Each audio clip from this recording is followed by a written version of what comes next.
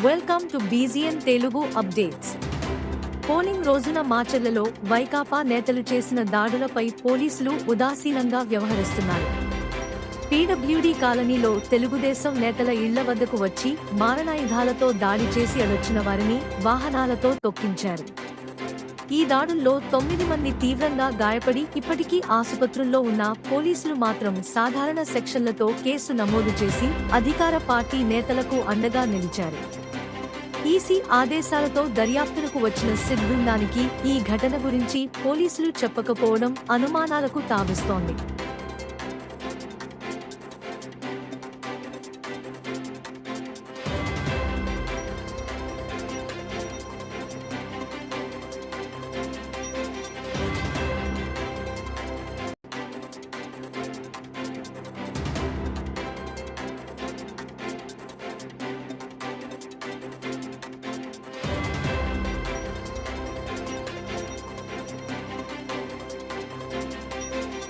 ప్రయత్నాలు చేయడం జరిగింది. స్వేచ్ఛగా ఎన్నికలు జరిగితే తమ ఆటలు సాగో తమ పట్టు కోల్పోతాం అనేటువంటి దుష్టాంతాలకు పాటుపడినటువంటి సందర్భం ఉంది. వాటిని పోలీసులు చిన్న చిన్న పెటీ తగాదలుగా కేసులు రిజిస్టర్ చేయడం అంటే స్పష్టంగా అధికార యంత్రాంగం అధికార పార్టీకి కొమ్ముగాసే విధంగా వ్యవహరించిందని మనం చెప్పొచ్చు.